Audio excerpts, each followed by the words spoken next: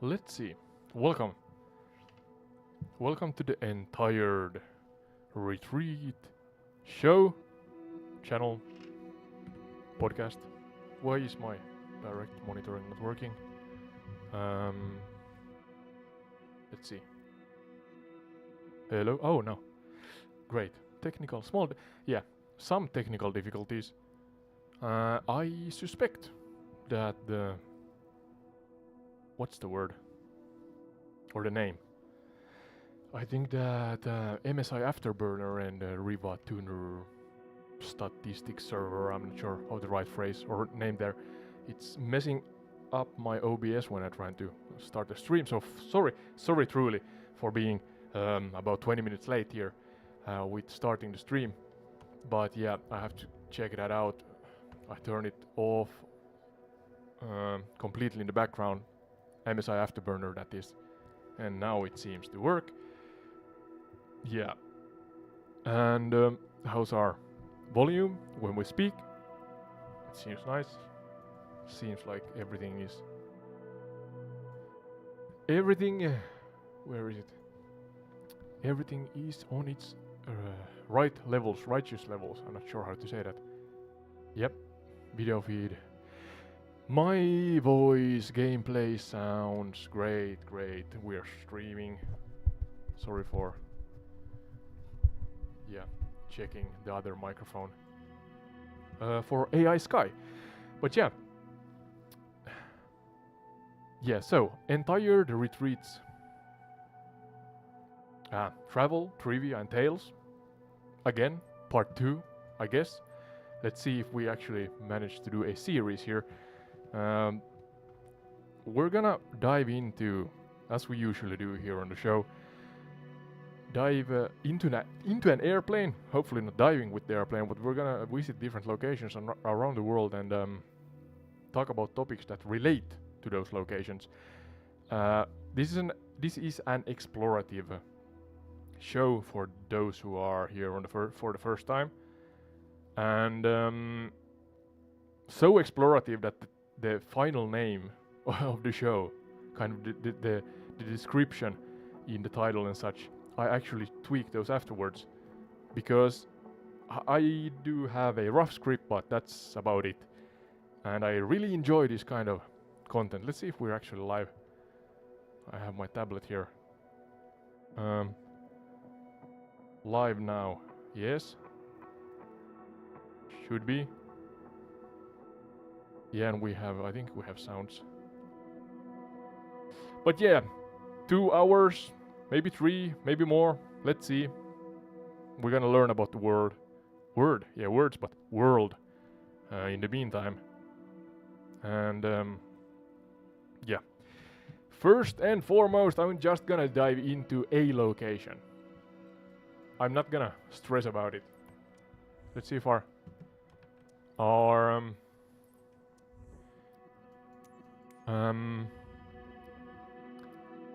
settings. Where's settings? There. If we have the right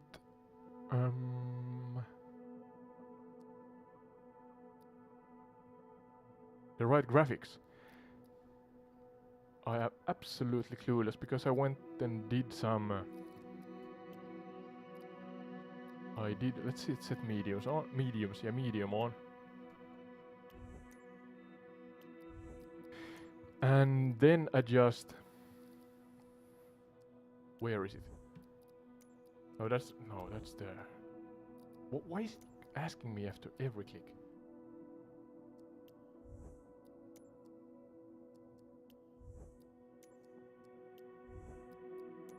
So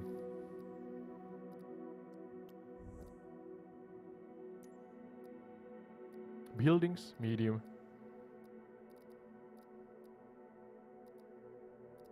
Volumetric clouds, let's put that on high.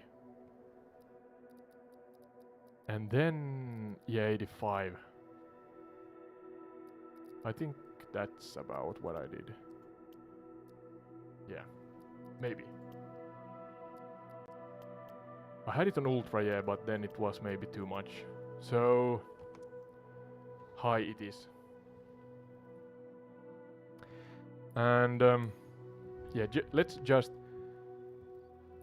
choose a location as we usually do, and then I have a couple of pre-chosen locations and topics, and I hope that somebody in the chat may be interested in visiting any or every location in the world and learn about it. So just write live to us, and we're gonna try our best to visit those locations.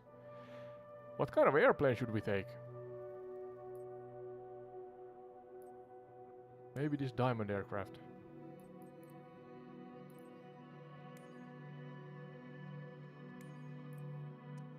Let's try that. And spin the globe. I'm actually gonna look away. Not that I see that much. I have the technical difficulties regarding my foggy glasses still going on, so.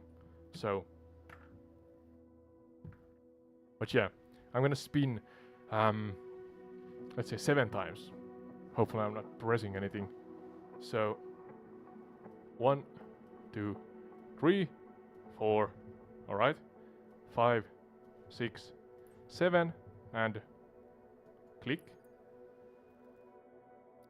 Oh, that's in the middle of the ocean, so let's try again. 5, 6, 7. No, come on, give us land.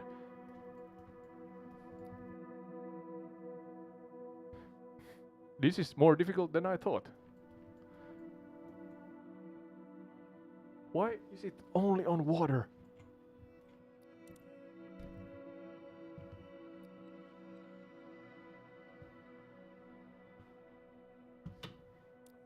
Let's yeah, well. Okay, we are close to Australia. Click. Click. Okay, there. That's our location. Absolutely. Without any pre-scripts or anything. I'm gonna try to open it up also on Google Earth. And let's see what this location actually is. Now I want the Earth, the globe. Where's the globe? Explore Earth, okay? Can I... yeah, I'm using my tablet here for those who don't know. Trying to take the same location. Is it somewhere in Bali? I actually have to... oh, have to do a lot of things here.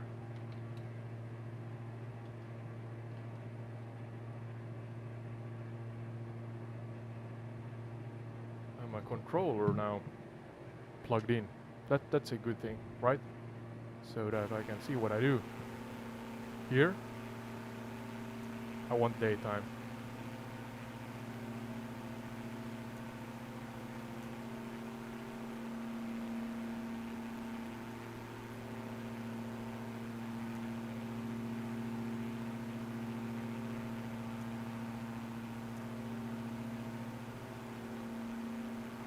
Yeah, and have to do something about this fog.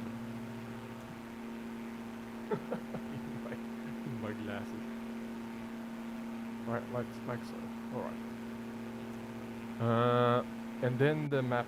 How did I do that again? Ooh.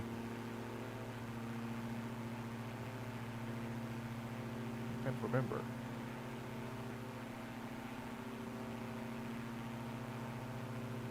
Oh, that's active pause. Oh, not exiting, sorry. Have to do it like this. Where's the tablet? There.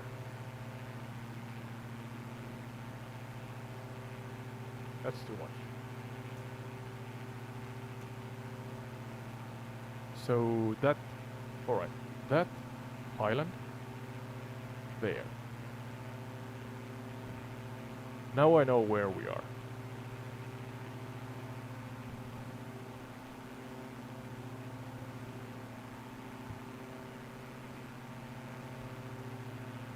Let's see. Sky, can you hear me? Are you with us? Loud and clear, Ode. I'm here and ready for our next adventure. What's on the agenda today?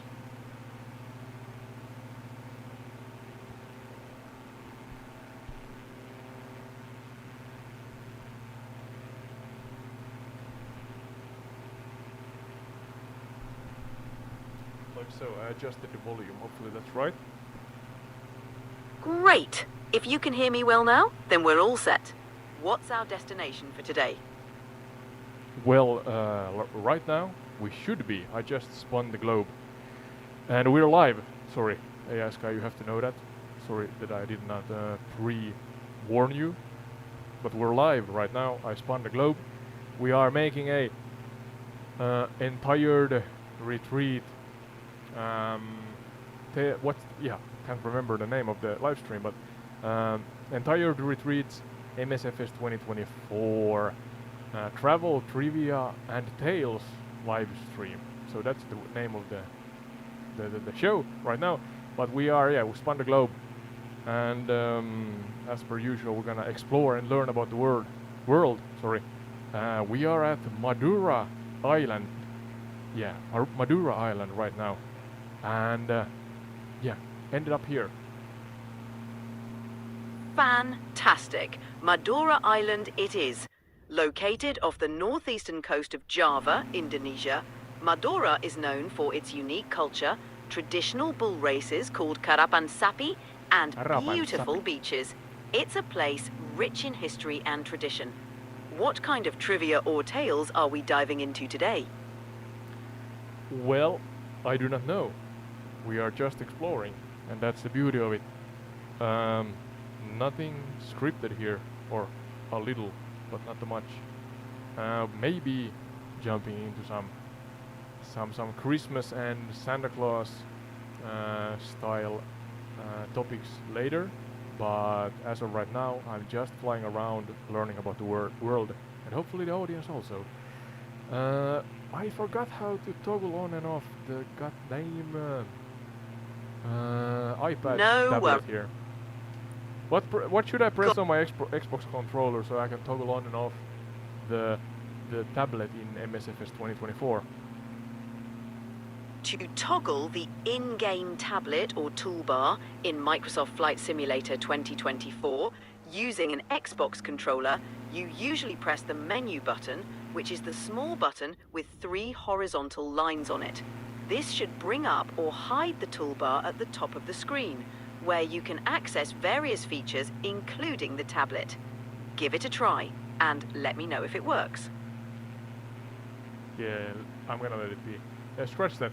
So, shortly and to the point, and I emphasize shortly and to the point, give me and the audience, a chronological overview of the location we're flying over. I am, absolutely clueless. Never been here, not even in Msfs 2020 or 2024 that we're playing right now. So, could you do that first? Of course. Here's a quick rundown of Madura Island. 1. Early history.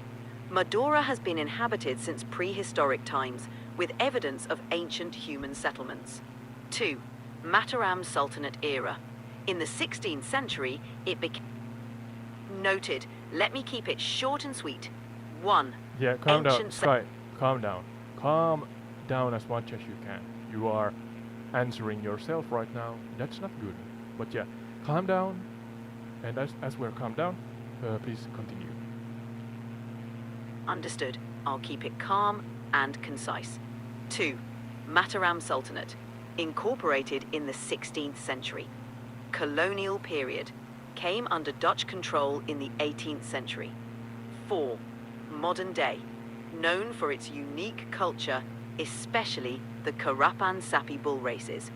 That's a quick flyover of Madura's history. Okay. Any interesting locations we should visit in Madura? As I now look into the horizon, can't see much.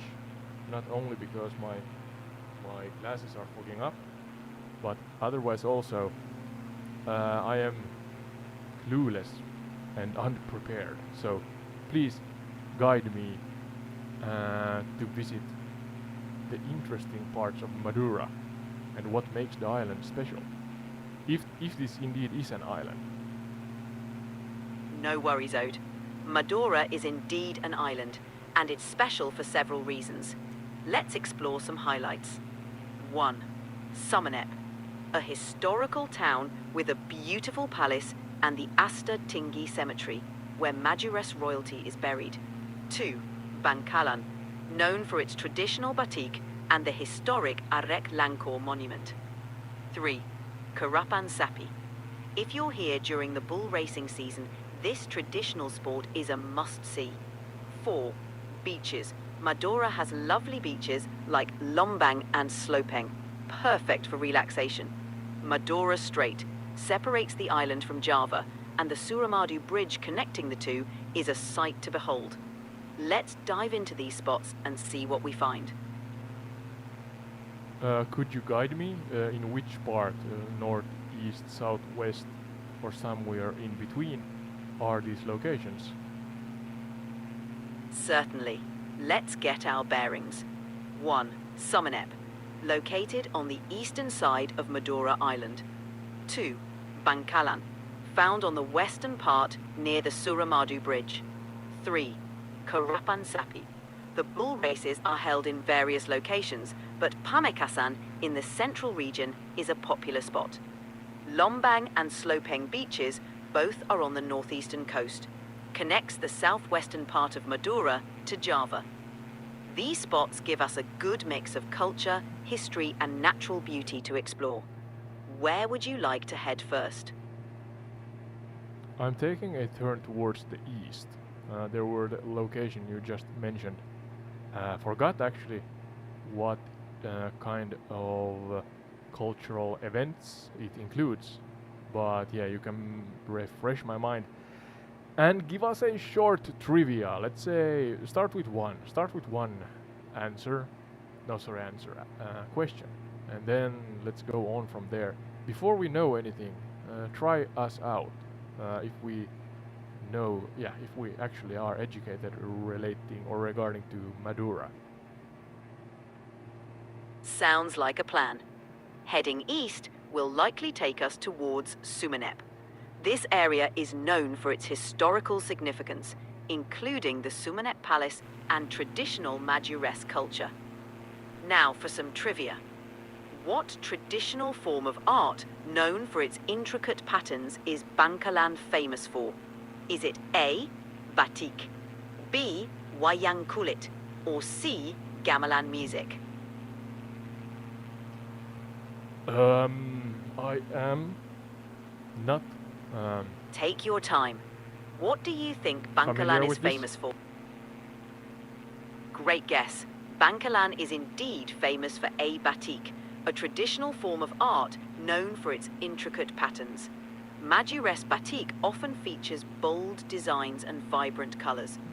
Ready for another fact, or shall we explore more of Madura? Could you repeat? Bangkalan. Did you say antique? Yes, that's right. Bangkalan is famous for its traditional batik, which is a technique. Okay.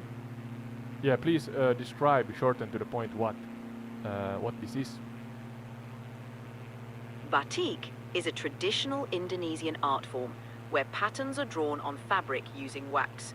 The fabric is then dyed, and the areas covered by wax resist the dye, creating intricate patterns.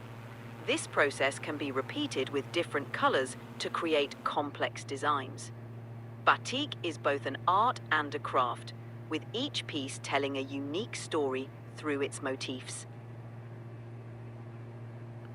So it sounds interesting. You are creating art in the means, and yeah, you can correct me if I'm wrong here, Sky, but with the means that you are restricting the colors, in lack of a better phrase, you're restricting the whatever crayons or something to that they can't kind of grab onto the canvas. Is that correct?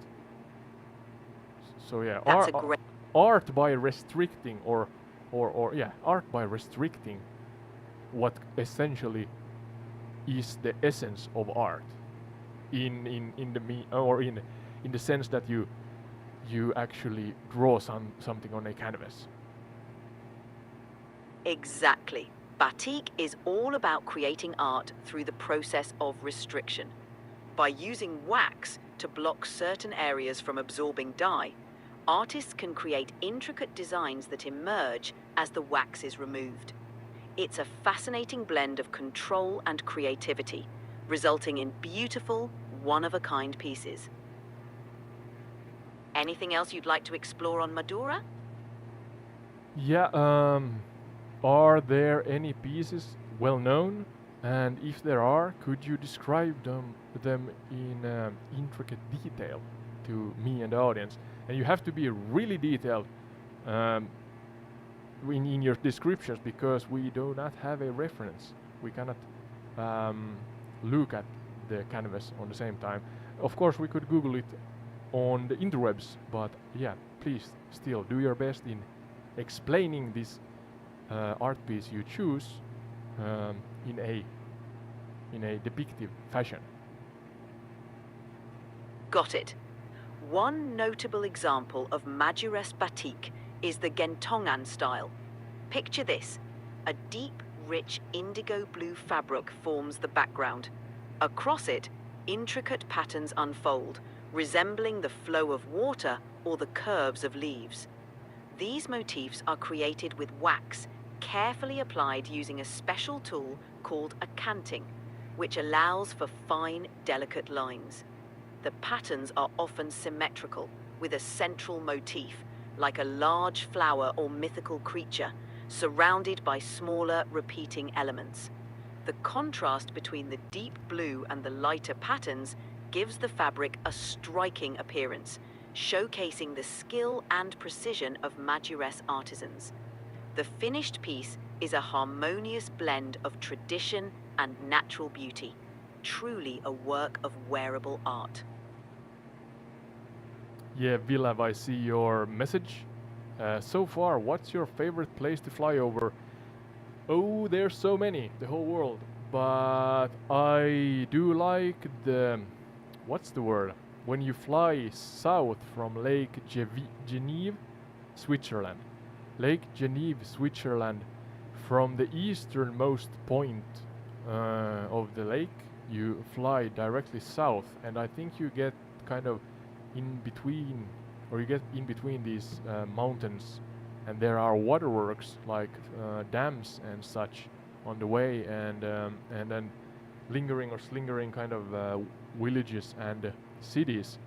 If you take then a left towards the east or towards east, you I think get to Sion, maybe. But yeah, you have the option to choose different kind of different types of areas and sceneries there. There's mountains all over, but then there's a lot of these cities with water. I think it's waterworks in general, dams and such, and then windcraft with the propellers. That's one of my favorite locations. I have visited it quite a few times here. So, but yeah, it's one of those things. Choose which is your favorite child, I think the saying goes. So yeah, but to pick one in Switzerland, south of Lake Geneva. Flying south from Lake Geneva, with the backdrop of the Alps and the intricate waterways, sounds absolutely stunning. The combination of natural beauty and human engineering with those dams and wind farms creates a unique and mesmerizing landscape. It's no wonder it's one of your favorites. Exploring those areas must make for some breathtaking views. Would you like to dive into any particular aspect of that region? No, not right now, because we're still flying above. What was the name of this location again? Madura Island, and I'm soon at Sumeneb. So we discussed the different arts that make this location well known, but more special, or more specifically, Sumeneb. What was the what was the art thing? A thing or a prominent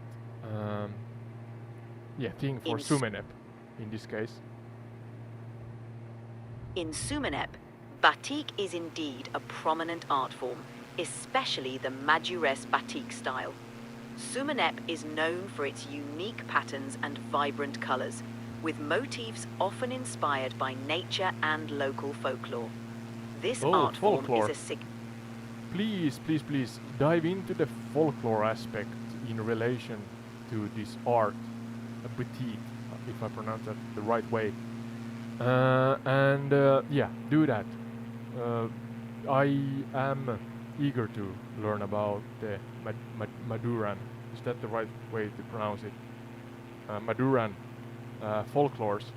So yeah, give us short kind of to the point explanations of their different mythological kind of stuff. Absolutely. Madures folklore is rich with mythical tales. One prominent figure is the Ratu Roro Kidu, the Queen of the Southern Sea, believed to rule the Indian Ocean's southern coast. She's a powerful and respected spirit, often depicted in batik patterns as a symbol of protection and mystery. The motifs might include waves, representing her oceanic domain, or mythical creatures associated with her legend. This blend of art and myth in Madures batik adds layers of meaning, connecting the wearer to the island's cultural heritage. Fascinating, right? Absolutely. Please dive further in without repeating what you just begun to explain. Any known tales? Any famous tales? And such? I mean, really try to captivate our attention here. Certainly. One captivating tale from Madures folklore is the legend of Yokotole. Yokotole was a legendary prince. Okay. Yes, Yokotole. He was a prince of Sumenep with extraordinary abilities, believed to have been endowed with magical powers by the gods. One famous tale recounts how he used his strength and wisdom to defeat a giant serpent that threatened his kingdom. The serpent, said to be as large as a river, terrorized the land, but Yokotole, with his courage and divine gifts, vanquished it, bringing peace to Madura. This tale is often depicted in batik designs, with the serpent symbolizing chaos and Yokotole representing the triumph of... Yeah, please continue. You got cut off there for no reason. Apologies for that. As I was saying, Yokotole's victory over the giant serpent is a celebrated tale in Madures folklore. It symbolizes the triumph of courage and righteousness over chaos and danger. This story, like many in Madures culture, is passed down through generations, often woven into the vibrant patterns of batik, celebrating the island's rich mythological heritage. Any other tales or aspects of Madura you're curious about? Almost sneezed there. Yeah, alright. But I got it. I stopped it. Alright. Yeah. Yokotole. Did I get it right? Yes, you got it. Yokotole. Quite the legendary figure in Madures folklore. Yeah, I'm now really close to... this You're is getting difficult. close. Yeah, this is difficult when you visit new locations. Sumenap, yeah.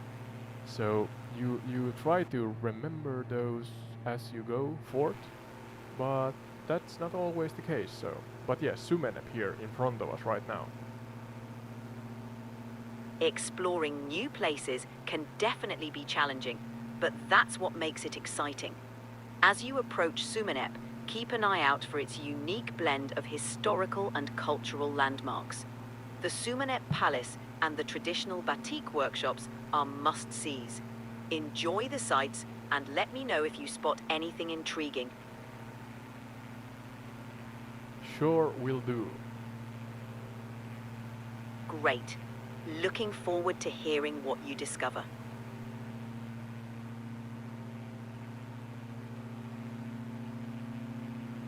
The soil here is, it seems like it's slightly red in its hue around Sumeneb.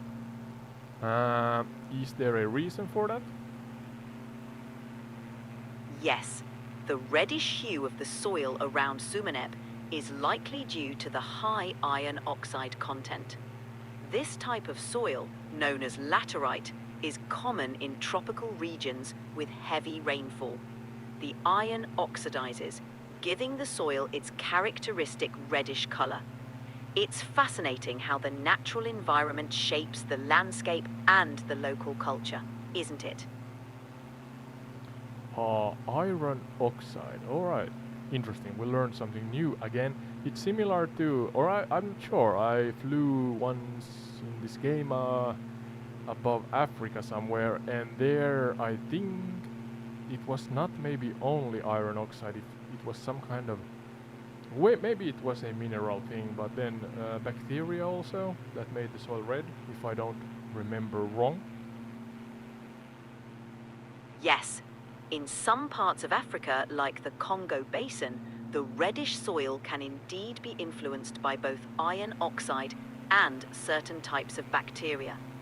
These bacteria, known as iron oxidizing bacteria, can contribute to the soil's coloration by oxidizing iron compounds. It's amazing how diverse the reasons behind red soil can be, depending on the region. Interesting, yeah. Where should we go? I'm gonna take a loop. Let's see if I can again find the exact location's name, but I think this is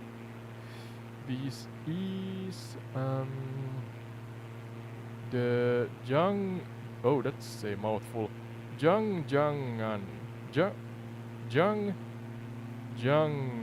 yeah, and Puteran on an small island near Sounds like Sumenek.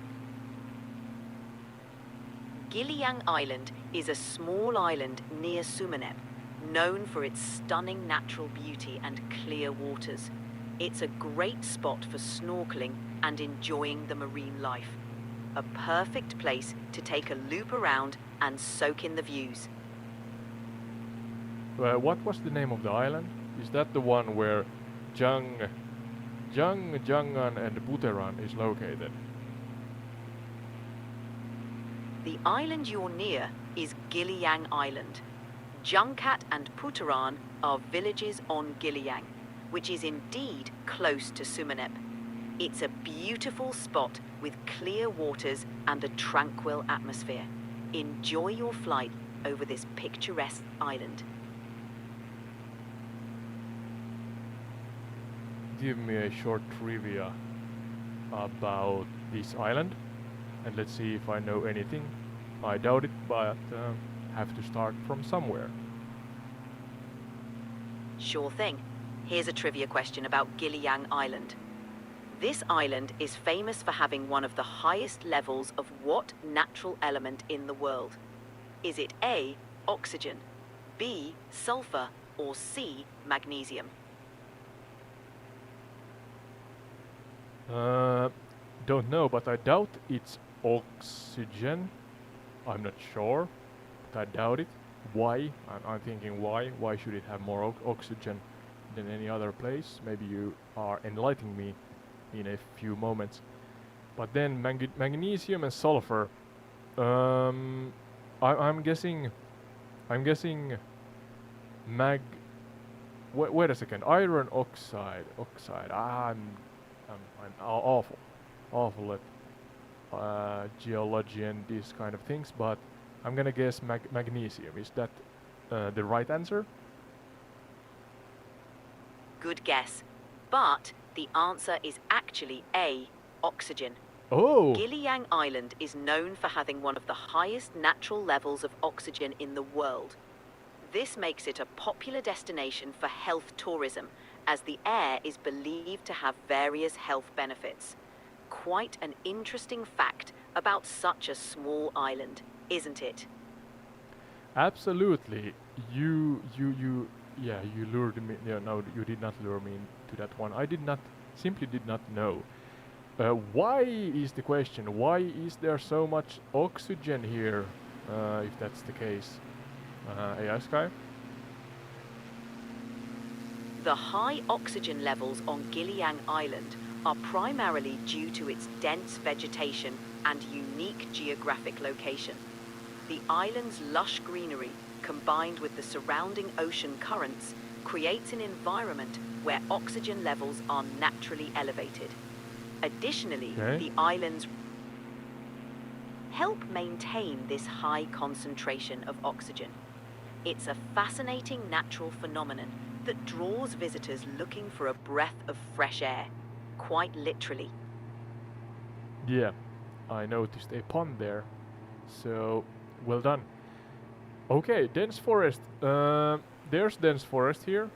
That's for sure. There's some rooftops in between all the canopies. Then there's the red ground, sand that we established and learned that are because of high iron oxide levels. But yeah, iron oxide and a lot of oxygen. Usually, well, I do not know. We're at sea level quite literally, so that's maybe the one of those reasons. But yeah. In general, I think my thought goes to prehistoric times, when there were, in general, more oxygen in the world. So back then we had larger animals, insects even, according to what we have researched, as humans I mean. And you have surely seen those pictures of large caterpillars or dragonflies or such. So I guess my question is there absolutely any evidence that there's similar effects here at this island? Was it Gillian Island or something like that? Sorry if I got it wrong. Learning as I go here. You're spot on about prehistoric times having higher oxygen levels, which supported larger creatures.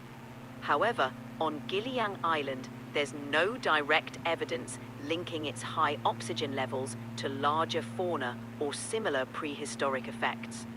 The island's high oxygen is more a result of its dense vegetation and geographical factors rather than an ancient connection.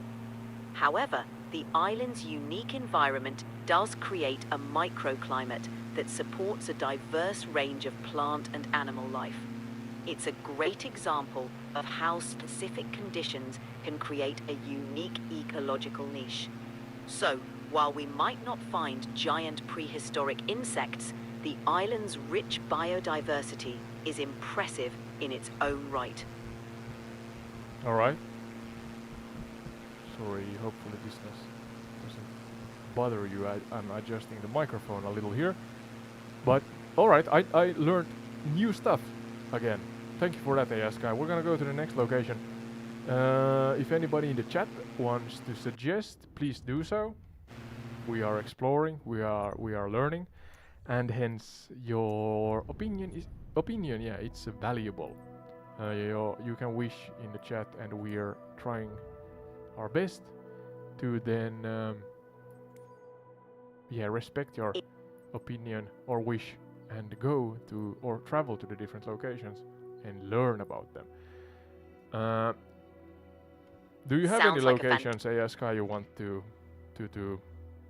suggest? How about exploring the Maldives?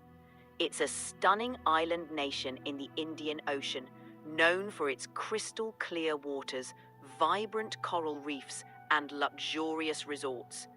It's a bit of a contrast to Madura, offering a glimpse into a tropical paradise. Perfect. The Maldives. Yeah, calm down, Sky. Calm down. I did not say anything. You are answering yourself. Could you help me find Maldives? You said in the Indian Ocean. I am now looking at the southern tip of India. Where should I look so that I find the Maldives? Is those?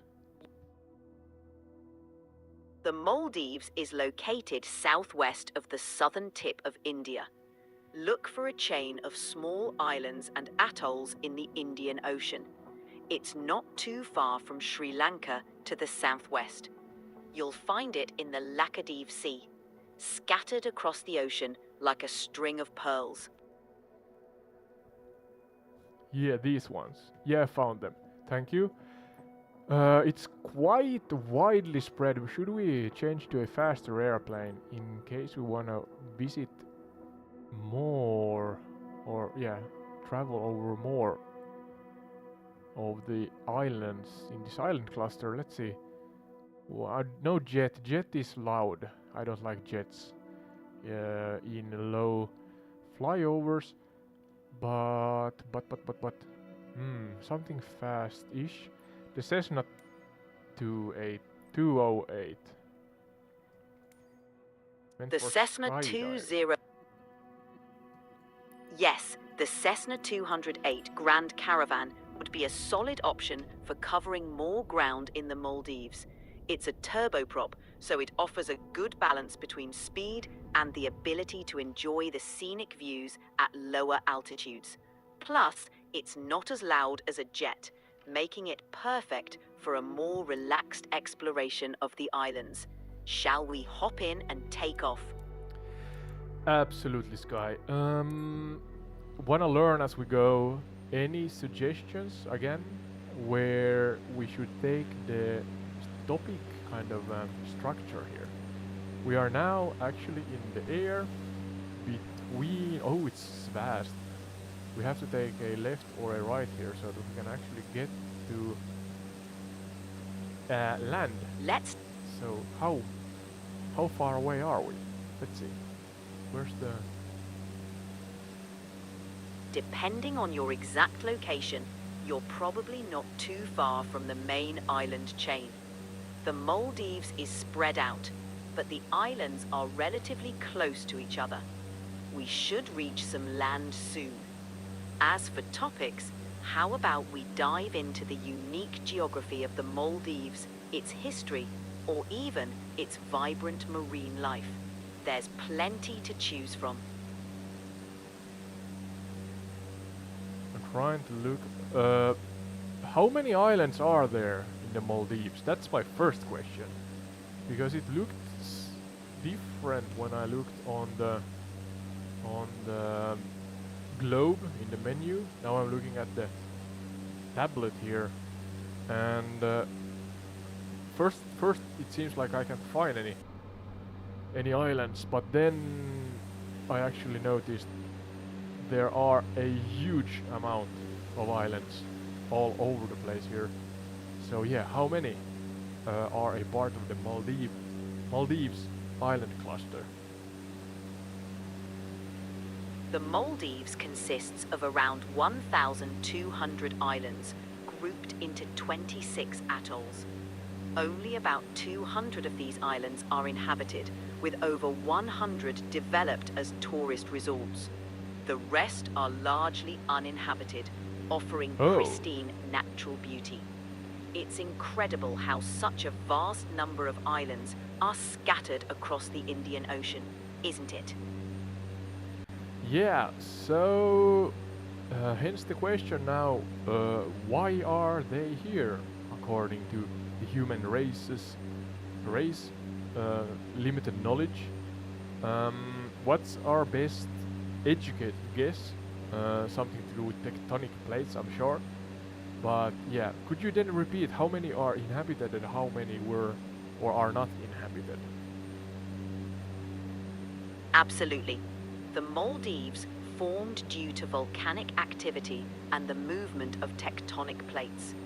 Over time, the volcanoes sank back into the ocean, leaving behind coral reefs that grew around their rims, eventually forming the atolls we see today. Out of the approximately 1,200 islands in the Maldives, around 200 are inhabited. Over 100 of these are developed as tourist resorts, while the rest are home to local communities. The remaining islands are uninhabited, offering untouched natural beauty. It's a fascinating place, both geologically and culturally. Okay, thank you. So, going forward, give us a short chronological summary so that we kind of scratch the surface and get to know the Maldives at all.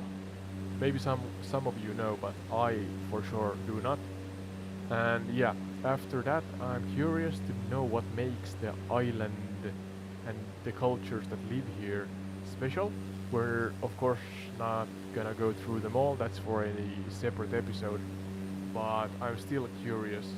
I mean, if you have 200 islands inhabited, and I guess that because the islands seem, at least here in the simulator, to be really far apart, relatively speaking, that, I mean, is there a system here? Are everybody kind of in a situation where they know their neighbor, so to say? Or are these different, totally different cultures that live on these islands here in the Maldives? Those who are, yeah, and a side mention, those who are watching entire retreat for the first time, welcome. We're learning about the Maldives as we speak here at Travel, Trivia and Tales on entire retreat. So yeah, now I'm flying over a small, really small island. There's a harbor, some boats, really few buildings. But yeah, back to my question, Sky, could you answer me and educate our audience and me? I mean, I'm clueless. Maldives, interesting.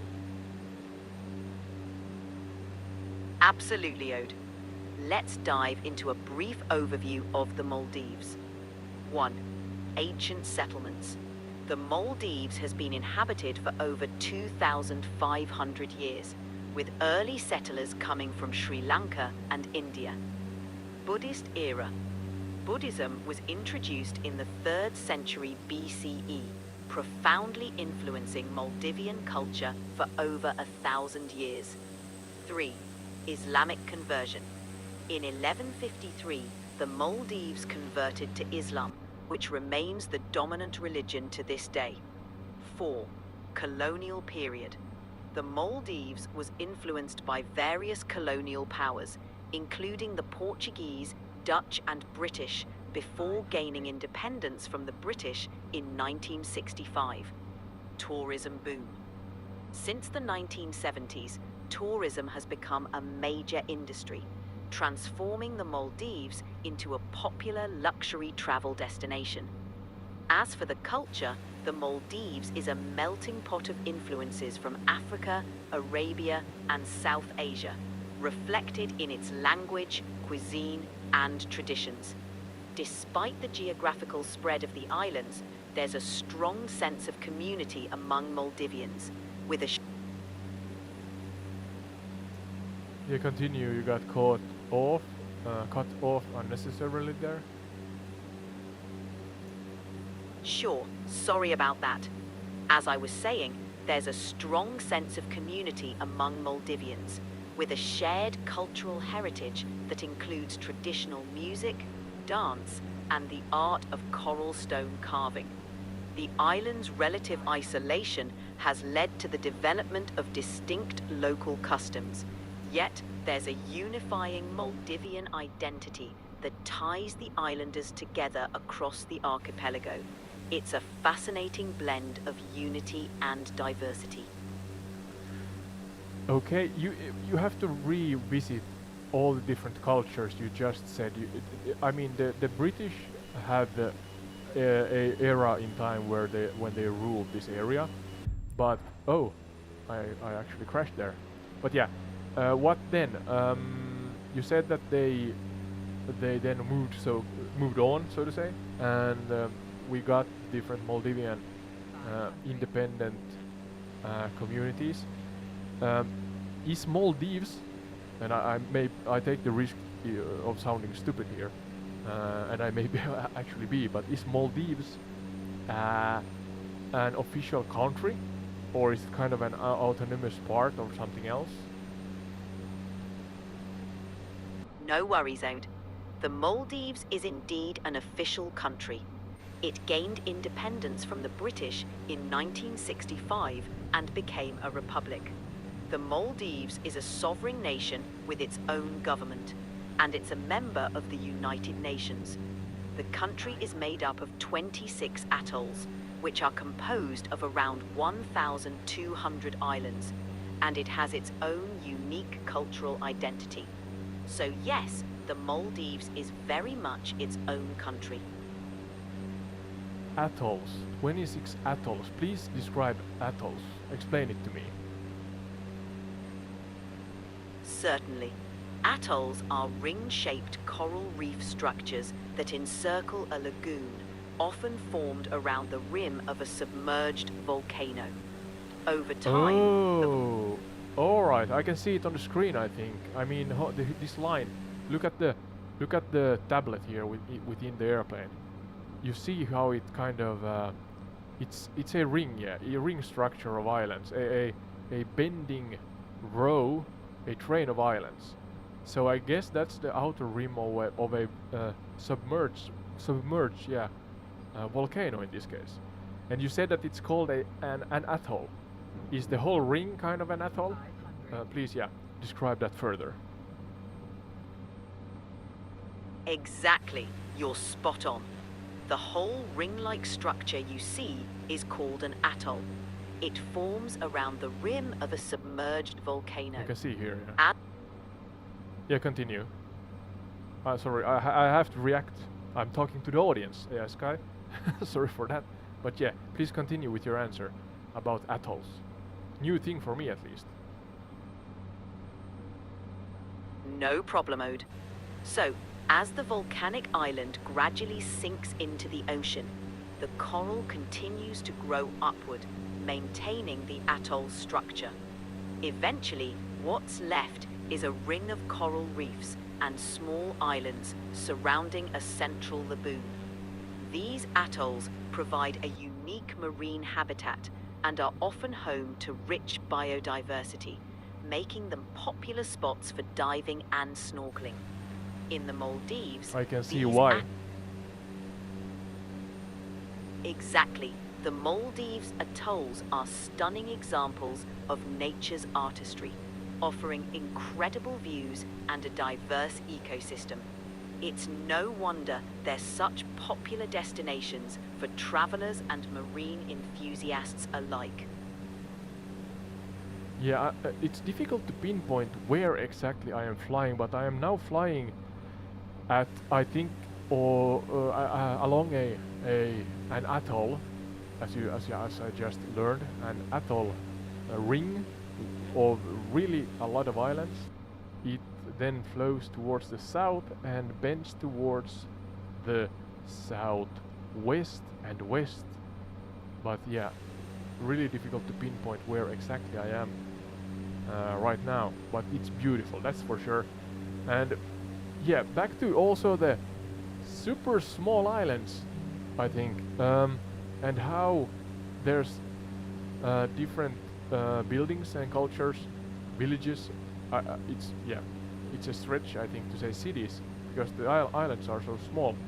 But what's the everyday life on these islands? Could you actually give us a true to life short story of a day in the life of an islander here at the Maldives? Oh, here's some buildings also. Sure, this is a location where people come and take a vacation. It absolutely looks like a paradise here. Absolutely, Ode. Let's imagine a day in the life of an islander in the Maldives.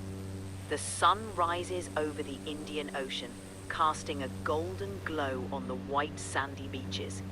Our islander, let's call her Aisha, starts her day with a traditional Maldivian breakfast of mas huni, a mixture of tuna, coconut, onion and chili served with flatbread called roshi. Aisha heads to the lagoon with her family. They work together to maintain their fishing nets, as fishing is a vital part of their livelihood. The crystal clear waters teem with marine life, providing a bountiful catch. After a hearty lunch, Aisha joins other women in the community to work on traditional crafts, like mat weaving or lacquer work, passing down skills through generations. Evening. The island comes alive with the sounds of body beru, a traditional form of music featuring drums and chanting. Aisha and her neighbors gather for an evening of dance and storytelling under the starlit sky. Night. As the day winds down, Aisha reflects on the beauty and tranquility of her island home. Yeah, continue. You got cut off with no reason. Sorry about that. As night falls, Aisha reflects on the beauty and tranquility of her island home, grateful for the close-knit community and the natural wonders. If anybody in the audience wants to visit a location, please write that into the chat and we're gonna do that. Try to learn about it as much as we can here on Entire Retreat with AI-Sky as our sensei teacher. But yeah, continue with your story, Sky. Look at Thanks, Ode. the weather here. So, where was I? Ah yes, Aisha drifts off to sleep, content with the day's simple pleasures and the rhythm of island life. Her story is just one of many in the Maldives, where each island has its own unique rhythm and way of life, deeply connected to the surrounding sea and nature. It's a beautiful reminder of how diverse and rich the cultures of the Maldives are, all within this stunning archipelago. Alright, thank you. Do you think where we are as we are flying down this kind of J-shaped island chain towards the southwest? It's a far fetched to try to guess where we are exactly. But as you said, 200 islands are inhabited of the 1,200 ones. So yeah, as I fly over these different islands here in the chain, yeah, the island chain, you can see that some of those are not inhabited, but we actually chose a path where most of those have, or these, have buildings on them right now. And now we found a larger one, relatively large. I mean, this is maybe 3 kilometers in diameter, not more. But there's actually this can help us. There's actually an airport here. Can I find actually the acronyms for the airport? Let's see if that's possible. So we can actually pinpoint where we are. The airport is there. V like VRMU. That's the acronyms for airport. So do you know where we are in the Maldives, AI-Sky?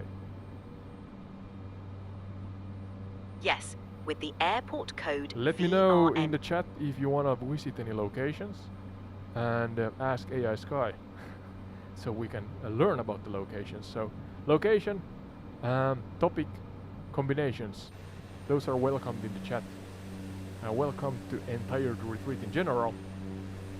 But yeah, Sky, continue on. VRMU, Maldives. What's the name of the island? VRMU is Hanimadu International Airport, located on Hanimadu Island. This island is part of Har Dalu Atoll in the northern Maldives. It's one of the larger islands in the atoll and serves as a hub for transportation and connectivity in this region of the Maldives. It's great for getting a sense of local life while also enjoying the natural beauty of the Maldives. Alright, I'm actually trying to land on the island. We're coming from west, I think, and landing towards the the east. So yeah, wish me luck.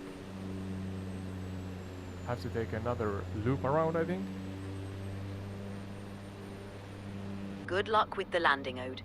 Approaching from the west and landing towards the east should give you a nice view of the island as you come in. Enjoy the approach and let me know how it goes.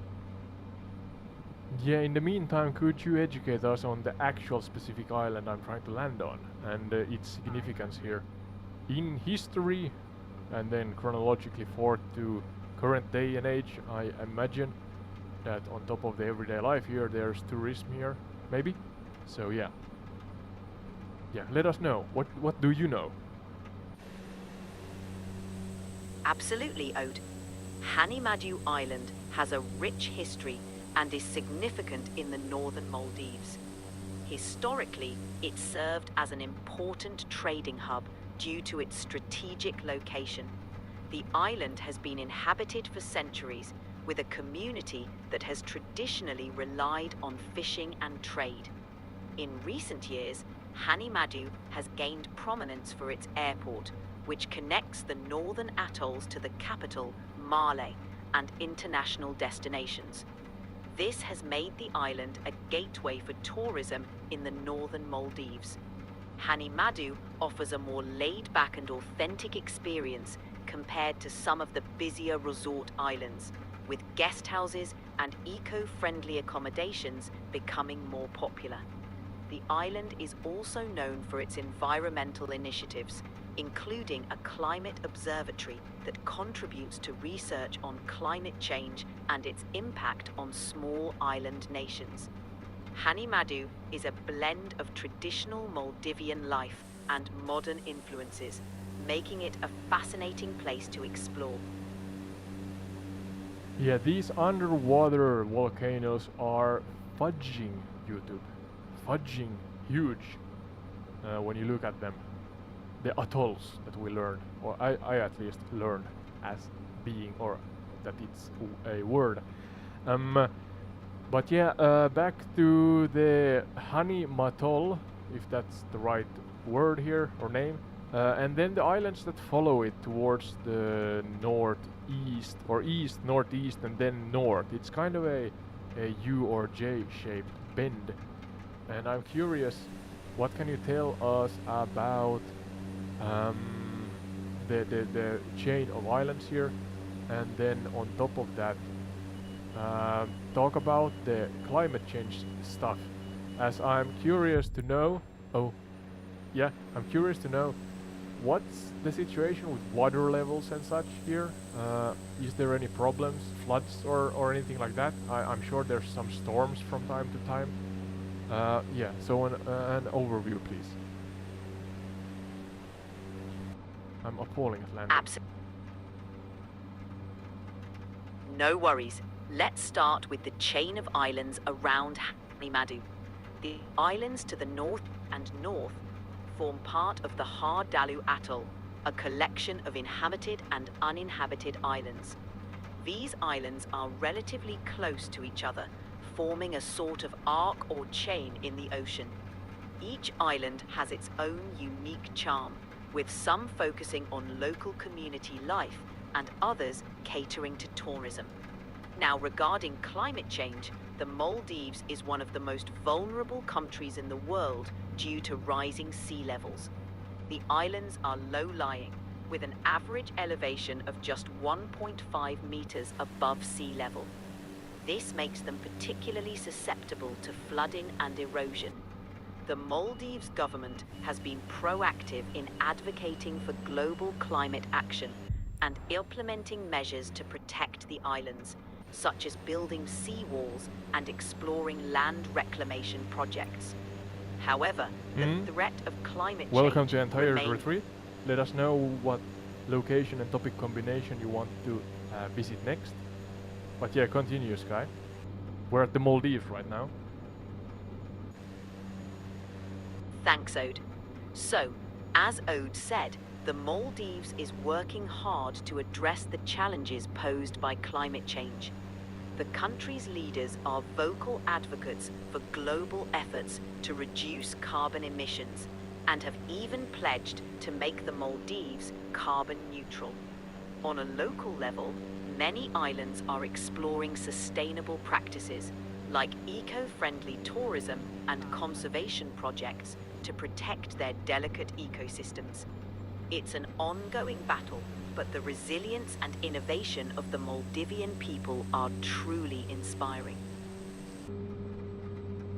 All right. Could you give us actual names of different challenges they have faced here regarding um, climate change? You mentioned in general, but without repeating yourself, could you try to dive into that topic a little more? Because as of right now, we have actually a storm cloud here washing over Hani Madu, if I remember right the name of the actual island here, the specific island that I am struggling and failing to land on. No worries. Hanimadu can be a tricky landing with those storm clouds. Now, regarding specific climate challenges in the Maldives. 1. Rising sea levels. The most pressing issue, with predictions that some landing here took a beating. Sounds like a bumpy landing. Hopefully, you managed to touch down safely. As I was saying, rising sea levels are a critical concern, with projections indicating that parts of the Maldives could be underwater within this century. Oh, really? 2. That's not good. No, it's quite serious. Rising temperatures cause coral bleaching, damaging the reefs that protect the islands and support marine life. 3. Erosion. Increased coastal erosion from stronger storms and rising seas threatens infrastructure and fresh water supplies. 4. Fresh water shortages. Many islands rely on rainwater, making them vulnerable to drought and saltwater intrusion. These challenges require urgent action to ensure the Maldives' survival in the face of climate change. Thank you for that. Where to next, AI Sky? Where to next? I want stunning scenery. So go. That's interesting. Maldives, ladies and gentlemen. How about we head to the Norwegian fjords? It's a stunning area with dramatic landscapes, steep cliffs, and deep blue waters. The fjords offer breathtaking views and are rich in Viking history. It would be quite a change from the Maldives, offering a different kind of natural beauty. What do you think? We have been to Norway a couple of times. I'm wondering if I could just take a location somewhere. I mean, I do not know of any of these locations beforehand right now, but we had a good part of the episode when I last time just pinpointed a location. It was actually here somewhere in Kachka, I think it was in Russia. So maybe a part of or a southern location.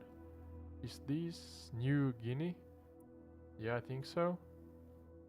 Or maybe New Zealand? Yes. New Zealand is a fantastic choice too. With its stunning landscapes from lush forests and mountains to beautiful coastlines, it's a paradise for nature lovers. We could explore the dramatic fjords of the South Island or the geothermal wonders of the North Island. Where would you like to start in New Zealand? South. Yeah, I'm revolving around the world literally here in the game. Now I'm in South America. There should be these huge landmarks somewhere. Forgot the name of those. You can see it from the air. I'm not sure if even from space. And some think that could be aliens or something like that. But I can't remember. What's the name of those marks and where are they?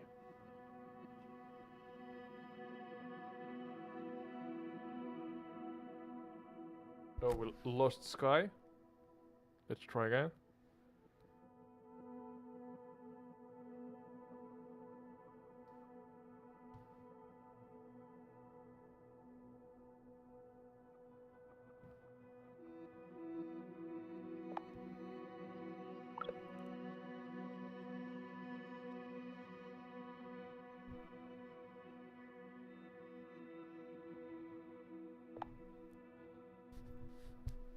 Yes, Sky, we are live in Travel, Trivia and Tales here at Entired Retreat, and we're trying to find the landmarks in Southern or South America.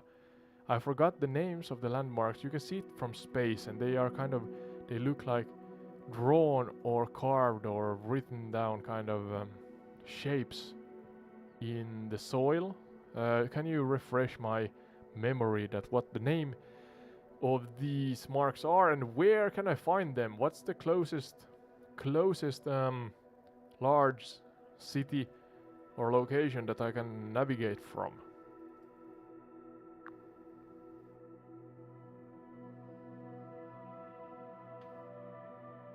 Oh, you're thinking of the Nazca lines in Peru.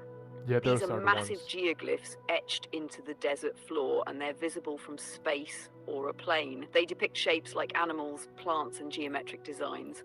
To find them, head to the Nazca Desert near the town of Nazca. The closest large city is Lima, Peru's capital. Like, from Lima, it's about a 6 to 7 hour drive southeast along the Pan American Highway. A flyover tour from Nazca or nearby towns like Ica will give you the best view of these incredible ancient artworks. Let's make a loop-de-loop over them. What do you think, aliens or ancient brilliance? Nazca line, so is Nazca the nearest city, I guess? Yep, Nazca is the nearest city. It's named after the same ancient civilization responsible for the lines. No Nazca Alliance, though that does sound like a secret alien organization. The town of Nazca is your base for exploring the Nazca lines, and it's got a cozy desert vibe. Most of the flyover tours take off from a small airport right there. What's your take? Ancient mapping system, religious rituals, or alien art installation?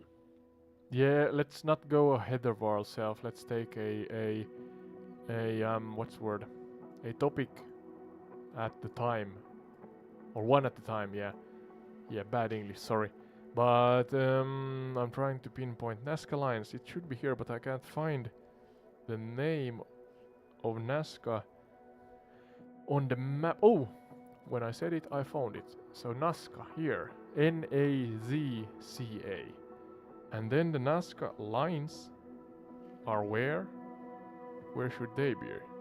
Are they inside the city? Or somewhere close?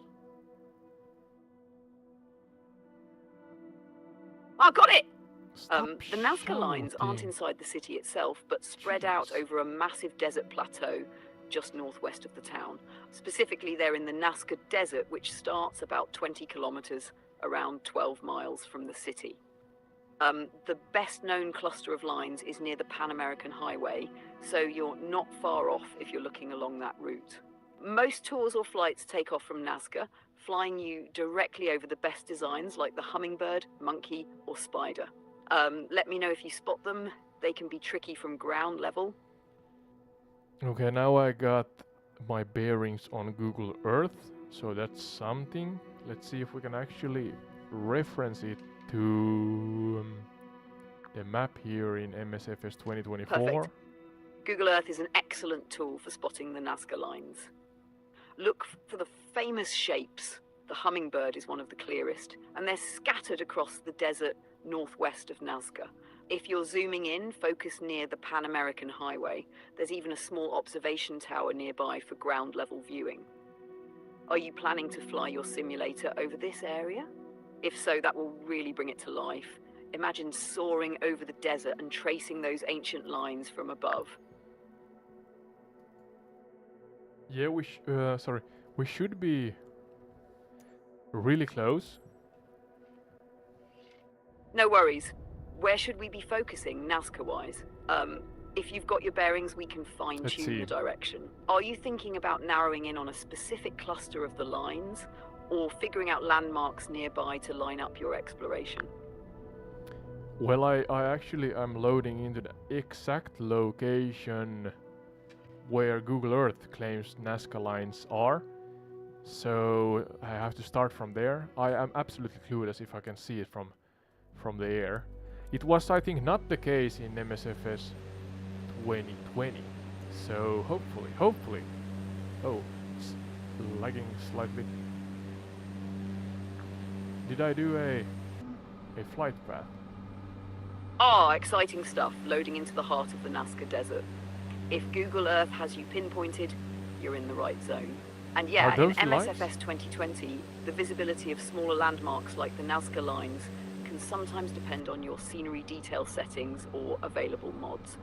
Fingers crossed for a good render. If it lags, try reducing your graphics slightly, especially terrain detail or textures. Either way, you'll be flying right over history. Let us know if you spot anything, even a hint of the hummingbird or spider. How's the weather in-game? Desert clear or throwing a curveball? Desert is clear, thank you for asking. But I think it's loading in assets, the game. It does this sometimes when it starts to stutter quite heavily.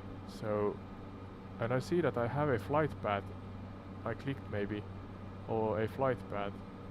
Where it's from South America to Russia somewhere. Ah, classic.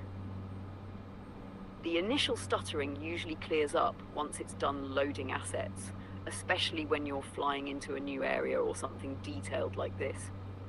If the flight path is coming from the south, it's likely following the Pan American Highway or perhaps connecting you to a point of interest. Are you thinking of tracing the Pan American Highway north from Nazca, or just circling the plateau where the lines are? Once it smooths out, you'll get that clear desert view, perfect for spotting those ancient shapes. If the stuttering persists, try pausing for a moment to let everything load in properly. Yeah, I'm trying to remove the... Well, it's what it is. Got it. You're trying to remove something, perhaps the flight path or a waypoint. Yeah, that one. If you're in MSFS 2020, you can usually adjust your flight plan mid-air by going to the world map or directly tweaking it in your plane's avionics if equipped. If it's a visual distraction, you might want to disable navigation markers in the settings. Let me know what's tripping you up, and we'll sort it out while you get closer to those Nazca mysteries. You know, I was looking at the flight path, but I couldn't get it. Ah, you were looking at something intriguing, no doubt. Was it the terrain, Unlimited? a specific landmark, or maybe the flight path itself? Let me know where your focus is. Those details always lead to the best discoveries. Yeah, we work with what we got. Let's see if we can find the Nazca lines before we talk about them. But yeah, I have a flight path there. Absolutely. Let's work with what's loaded in. As you fly over the desert, keep your altitude fairly low, maybe around 1,500 to 3,000 feet, to maximize your chances of spotting any details resembling the Nazca lines. Focus northwest of the city toward the Nazca Desert near the Pan American Highway. If the lines don't pop out due to rendering, just imagine them under you, the hummingbird, the spider, the monkey. Their sheer scale is mind-blowing. What's the terrain looking like from your cockpit so far? Well, I can see, yeah, or never mind the, oh, I crashed. Never mind the flight path there.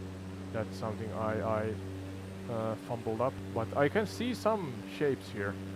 I'm not sure if those are the Nazca lines here in Nazca. Is it Chile? Or is it Peru? Sorry for that.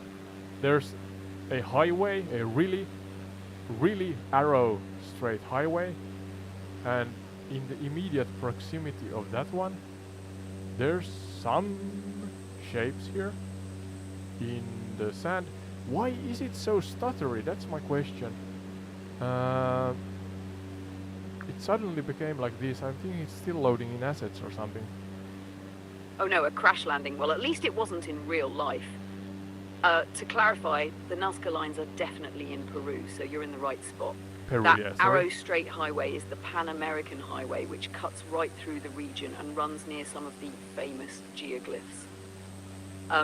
The shapes you're spotting could very well be part of the Nazca lines, especially if they're Is close it to that the highway. flight path? As for the stuttering, it's likely a mix of things. MSFS 2020 struggles a bit when rendering detailed textures or new areas, and if your rolling cache is maxed or you're running high terrain settings, that can cause lag too.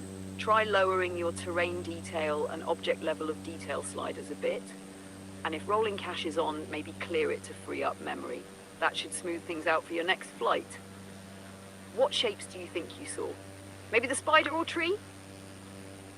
Now I'm trying to delete the flight path that I by mistake clicked, because I'm not sure if that's the one that makes it so stuttery. How can I do it? I have the iPad open. Load flight path. Let's see if I can find any options here that can that I can delete the ongoing flight path. Do you know AI-Sky? Sorry. I'm having issues right now, could not understand what you said. Now, do you have any any suggestions how to delete the flight path from the in-game iPad on the go? Can I actually add departure none and we'll find? Yes! Okay. To delete the flight path using the in-game iPad, commonly known as the Garmin G1000 MFD or similar avionics, follow these steps. 1. Open the flight plan FPL page on the in-game tablet or GPS interface. 2. Scroll through the waypoints using the knobs or touch controls depending on the avionics and select the waypoint you want to delete. 3. Look for a soft key or option labeled CLR, clear, or something similar. Select it to remove the waypoint. 4. If you want to clear the entire flight plan, look for an option like delete flight plan or CLR all. This varies depending on the aircraft. 5. Confirm the deletion and you'll be free of that flight path. Let me know if you're working with a specific aircraft's avionics setup, and I can tailor these steps further. It's all about freeing you up to explore at your own pace. Yeah, I mean the Cessna 208, I think the one that is used for, I think it's for jumping out from the airplane, skydiving. The Cessna 208 Grand Caravan, a solid choice for scenic flights like this. Its Garmin G1000 system lets you adjust the flight path mid-flight. Here's how to delete the flight path on the go using the in-game avionics. 1. Open the flight plan page. On the Garmin G1000 display, press the FPL button. It's usually on the MFD side. 2. Highlight the waypoints. Use the large knob to scroll through the flight plan waypoints. Highlight the one you want to remove. 3. Clear a waypoint. Press the CLR clear button. Clueless. You'll get a prompt Maybe somebody in the chat asking knows. if you want to delete the waypoint. Confirm the deletion by selecting Enter. 4. Clear entire flight plan if needed. To clear the whole flight plan, go to the main flight plan menu, press Menu when on the FPL page, and look for an option like Delete Flight Plan or CLR All. Use the NT key to confirm. This should remove the flight path clutter and let you freely explore the Nazca Lines area. If you're still dealing with stutters, reducing your terrain detail or restarting the rolling cache might also help stabilize things. What's next? Spotting more geoglyph, trying another flight? Yeah, no, I'm actually trying to load in again without Trying to figure out something mid-flight, huh? Are you tweaking settings, navigating the avionics, or just soaking in the desert vibes? Let me know what you're aiming for, whether it's smooth skies or a perfect view of those Nazca lines. I'm here to guide. Yeah, I have to politely ask you to really slow it down, AI-Sky. You are talking on top of me and that's rude. We have discussed about it beforehand. So please calm down and do not talk on top of me.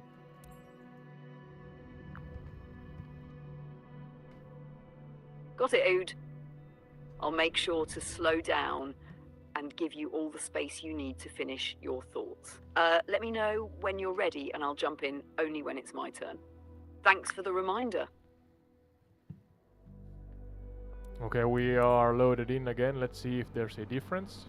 It stuttered like really a lot a few moments ago. Alright, let's see if the reload helps. Sometimes a fresh start clears things up.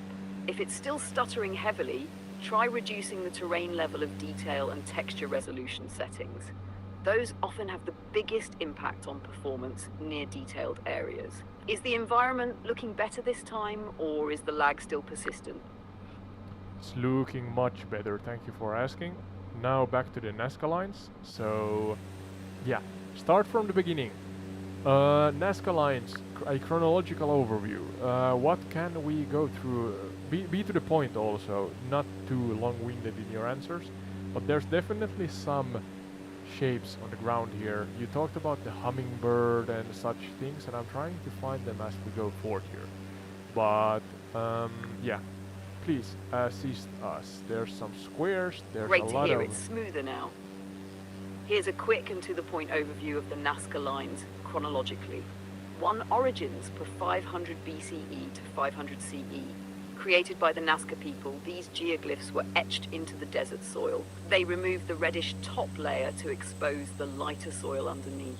2 purpose. Theories suggest they were made for religious rituals, astronomy, or to honor deities connected to water and agriculture. They're large enough to be seen from the sky, but created with precision from ground level.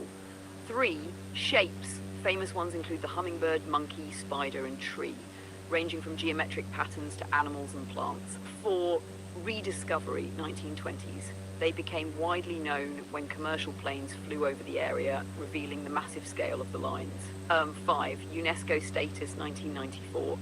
Declared a World Heritage Site, preserving their historical and cultural significance. As you fly, look for clear geometric shapes or animal outlines. Most are located northwest of the city and near the Pan American Highway. Let me know if anything stands out. Yeah, we're close to the Pan American Highway right now. We are... What are we? We are west.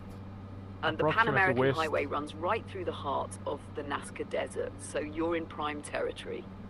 If you're near the highway, look slightly to the sides for flat, open areas. This is where the most famous Nazca lines like the hummingbird and spider are located.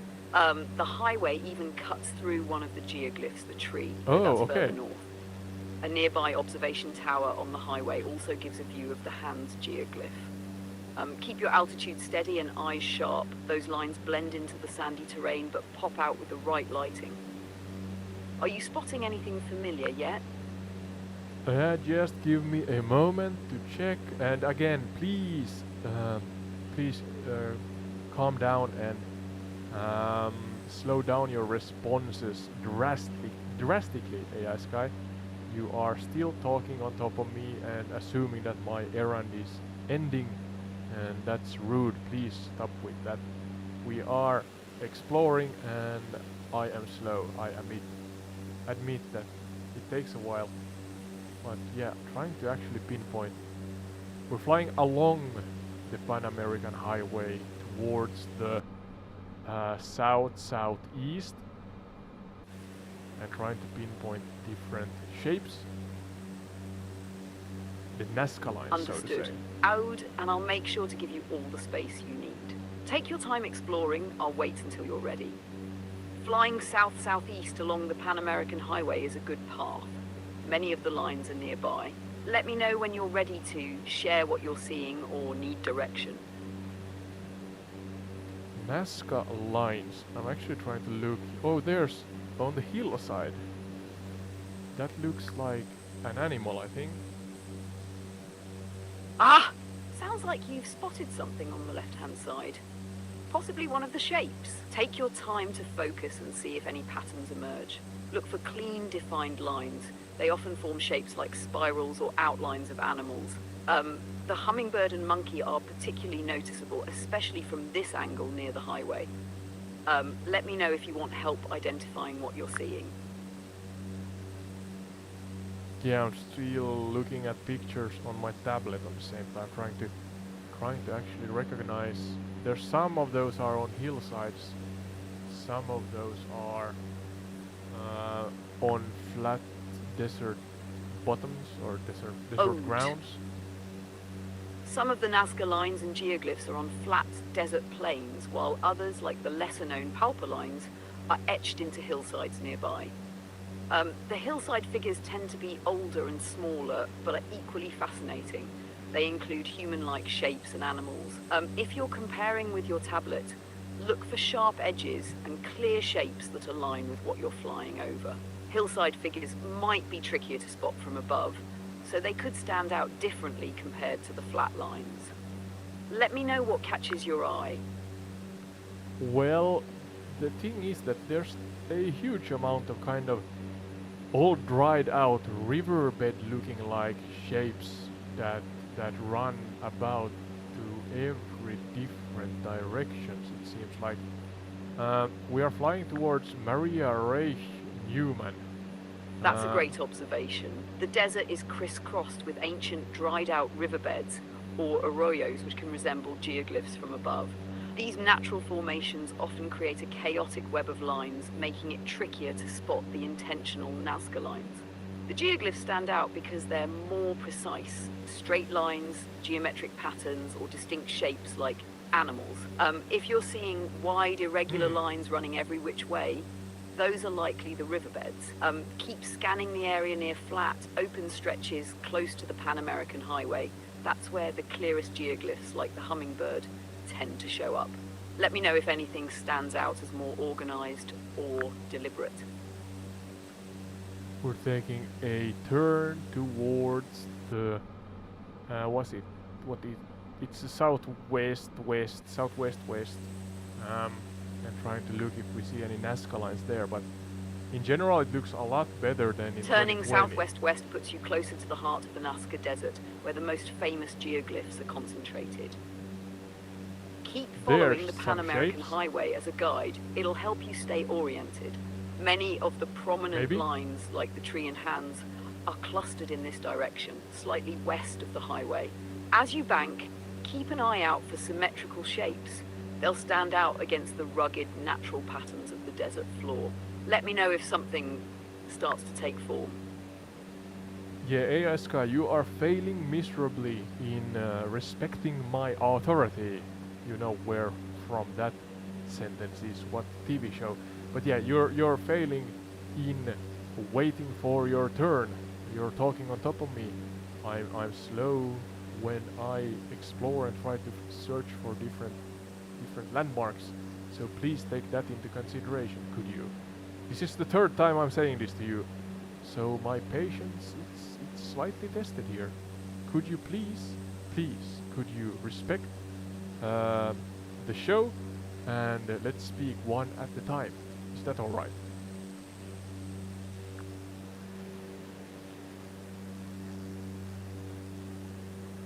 Understood, Ode, and I sincerely apologize for overstepping. You're absolutely right, and I'll respect your pace and let you explore fully before jumping in. Thank you for pointing it out, and I'll make sure to give you all the space you need moving forward. Let me know when you're ready, and I'll respond only when prompted. Yeah, I'm still trying to find... I saw actually a kind of straight line before, but I'm not sure. Take your time, if Ode. that's the one. When you're ready to describe what you saw, I'll be here to help identify or elaborate on it. No rush. Enjoy the search. You're welcome. What? Okay. Yeah, calm down, Sky. Calm down significantly. You are rambling Just about. acknowledging you, Ode. I'm here when you need me. Just acknowledge. Yeah, alright. Thank you for acknowledging me. But I do not need that right now. I try to navigate and focus. Trying to look at the actual shapes here. And... Got it?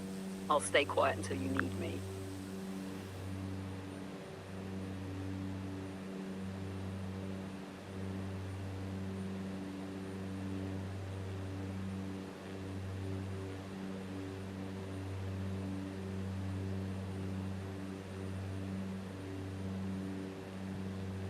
should be here in the general vicinity, in between the helipad in front of us, or right to the right side of us, and this more colorful, let's say, ridge. And I cannot for the life of me find anything that is out, or not, let's say, natural. Some straight lines, maybe that's the Nazca lines, I guess, because the name lines is in Nazca lines. But monkeys and spiders and trees, that's difficult to find right now. That sounds like you're narrowing down the search well. If you're near a ridge and seeing faint straight lines, those could definitely be the Nazca lines. Many of them are subtle, blending into the natural terrain. Keep looking for shapes that seem too precise or geometric to be natural, like sharp angles or symmetrical designs. The lines are spread out, so you might not spot full shapes unless you're in just the right spot. Do you want me to guide you toward any specific geoglyphs based on your current location?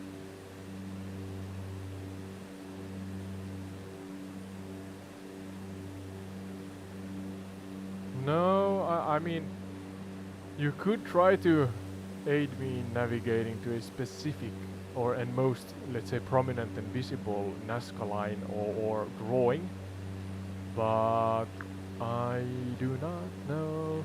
There's again the Pan American Highway, and near it... Alright, let's aim for one of the most prominent and visible Yeah. geoglyphs, the Hummingbird. It's located slightly northwest of Nazca City and close to the Pan American Highway. To navigate there, 1, fly along the highway and head northwest from the city.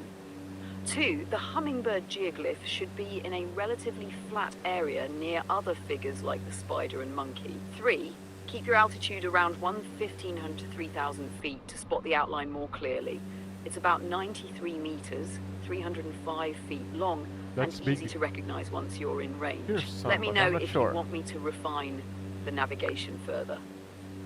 Yeah, I'm now at the northwestern part of the highway at Mirador de las Líneas de Nazca. Oh, it's actually saying that there should be some Nazca lines, I guess. At the northwestern part of the Is Pan these American those? Highway, you're in the right area to start spotting prominent Nazca lines like the Hummingbird, spider, and monkey.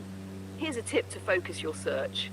The Hummingbird should be Yeah, that's slightly one. west of the highway in a flat, open section of the desert.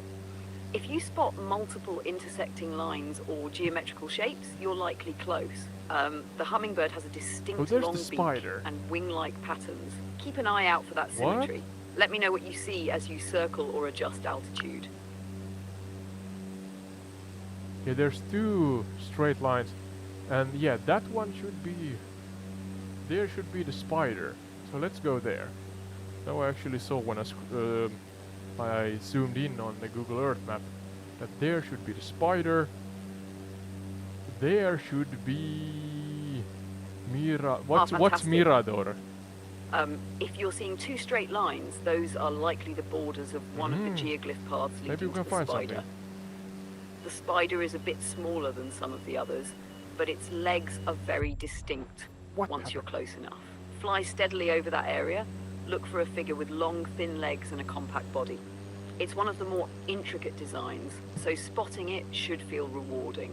Let me know when you're over it, and we can celebrate this ancient Oh, there's the spider eight-legged on find. Google Earth. The spider should be here. Great find. No, I If you've didn't find spotted it. the spider on Google Earth, you've Yeah, zeroed okay, in on Earth. one of the most intricate and famous Nazca lines. It's located in the same general cluster as the Hummingbird and monkey, slightly west of the Pan American Highway. The spider is about 46 meters, 150 feet long, and its design is striking because of the detailed thin legs and perfectly curved abdomen. If you're flying above it now, Can we see it if here? it matches what you spotted on the map. Should be on the left How's the view side from your here. cockpit? Spider. You're welcome, Ode. Safe travels and happy exploring.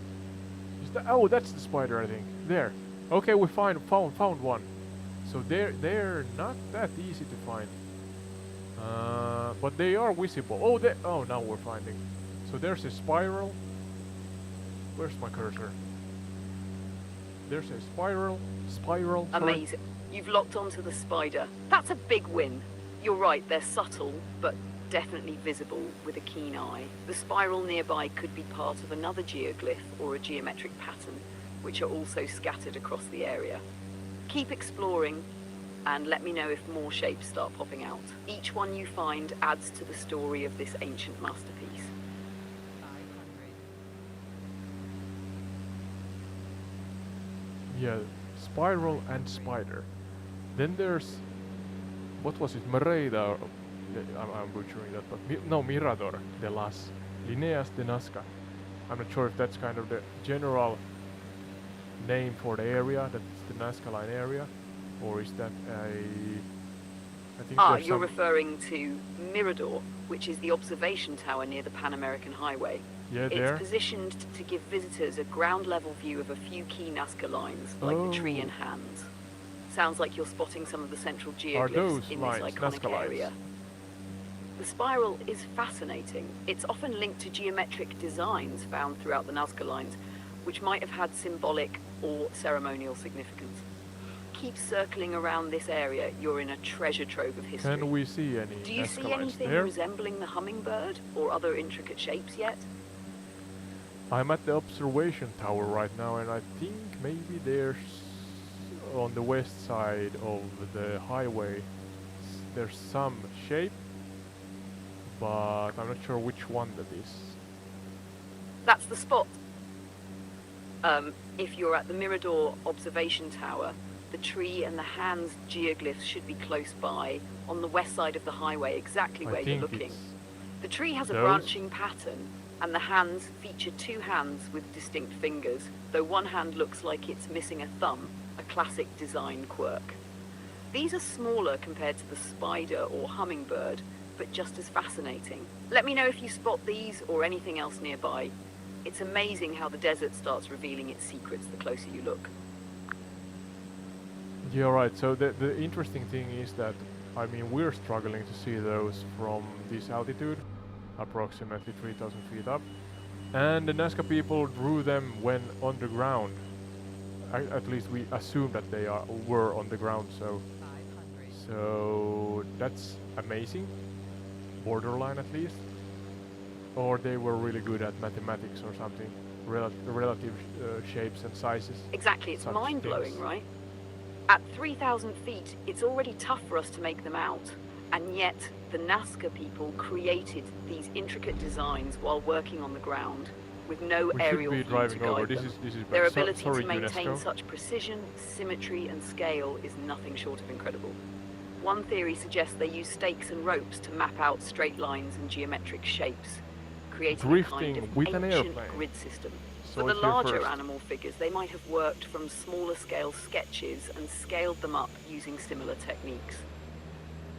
It's borderline genius, and it really makes you wonder, how did they conceptualize something so massive while standing on the desert floor? Definitely a highlight of ancient ingenuity. Well, sometimes it feels like we should give them more credit for doing stuff back then. And then, as you said, relative sizes and shapes. So, yeah, maybe 1 centimeter or whatever value they used became 2, or 10-fold, or 100-fold, and then just apply that, or but they applied this to every single drawable shape, yeah, and hence they get this exact enlargement, let's say.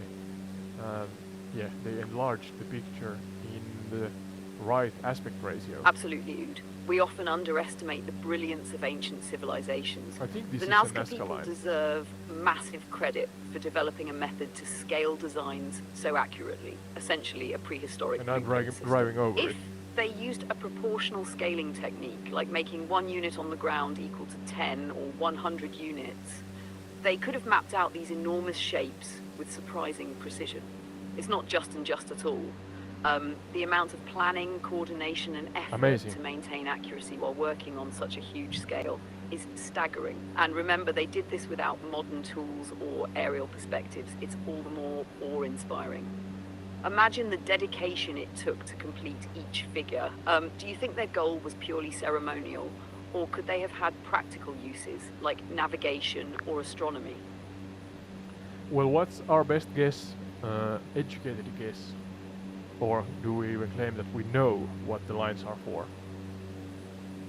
There's the one circle again? Spiral? Great question. While we don't know for sure, there are several educated guesses based on research. One, religious or ceremonial use. Many scholars believe the lines were part of rituals to honor gods, particularly those also connected to water and fertility, which were crucial in the arid Nazca Desert. Two, astronomy. Some geoglyphs may align with celestial events, like solstices or star positions, suggesting they had an astronomical or calendar function. Three, pathways for rituals. The lines might have been ceremonial walkways or processional paths used during religious activities. Four, markers for water sources. Another theory is that they served as symbolic maps to locate underground water or aquifers, vital for survival in such a dry environment.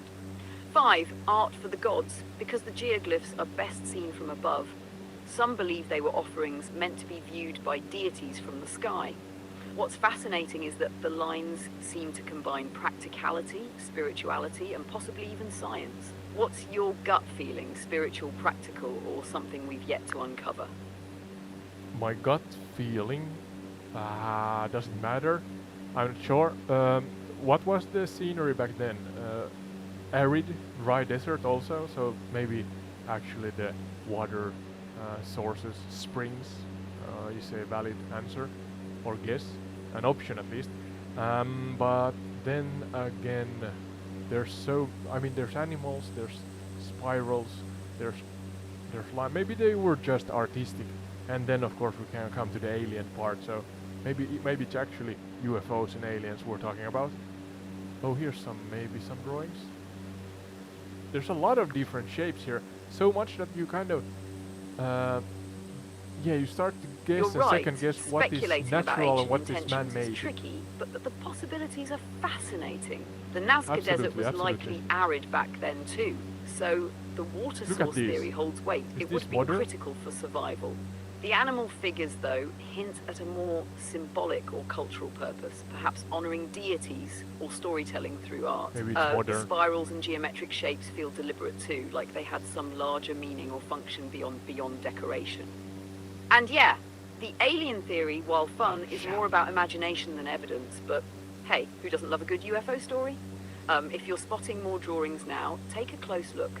Each design adds another piece to this ancient puzzle. Do the new ones look more geometric or like animals? Yeah, I'm not sure. There's a lot of different. I'm not sure what is current or more modern and what's ancient, but there's a lot of lines. Pampas de Nazca geoglyphos. So I guess these here are also Nazca lines. So are the straight lines also made by the Nazca people? The Pampas de Nazca is the broader area where the geoglyphs are spread out, and it includes a mix of the well-known ancient lines and some more modern marks, like roads, farm plots, or even excavation work. Okay. The straight lines you're seeing are probably part of the ancient network. They dominate the landscape and connect or frame the more intricate geoglyphs. Oh, if really? you're unsure about which are truly ancient, focus on shapes that seem purposeful, animals, spirals, or geometric patterns. The modern features often look more random or utilitarian. Still, everything in the Pampas feels like a layer of history. Which lines are catching your eye most right now? Yeah, there's a lot of different shapes. I'm not sure.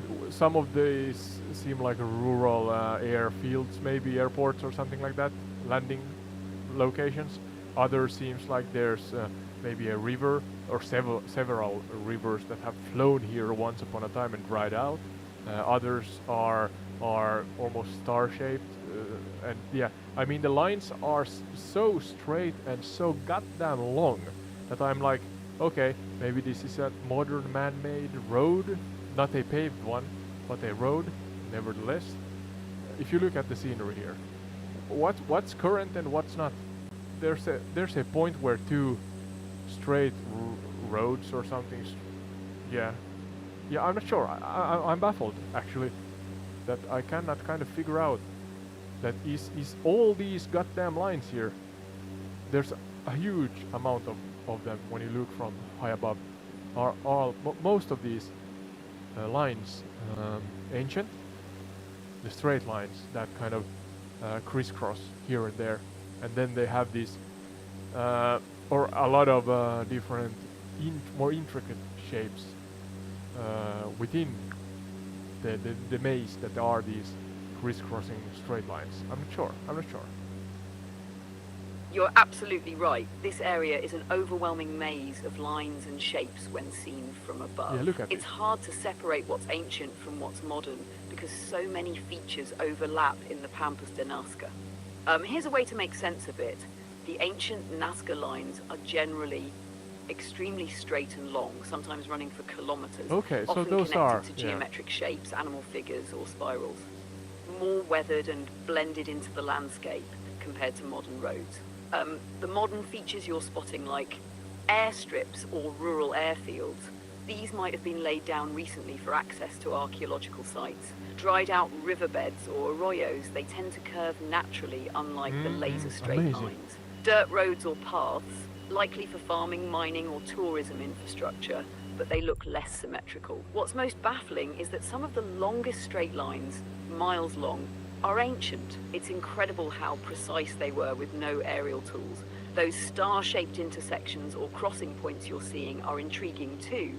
Some may have been deliberate gathering points or ceremonial markers. Do any of the more intricate designs stand out as clear symbols yet, or are you still lost in the labyrinth?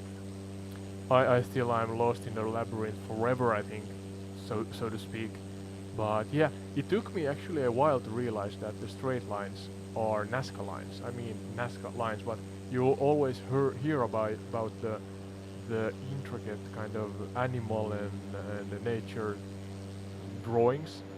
So yeah, hence maybe I thought that the Nazca lines are those and nothing more. But yeah, it seems like the really long straight lines are also Nazca lines. So yeah, a lot of action has gone on here back in the day. Do we have an estimate, or do we know how long the Nazca people lived here? Maybe you mentioned that in the beginning. Yeah, this was one of the more difficult ones to navigate actually. So.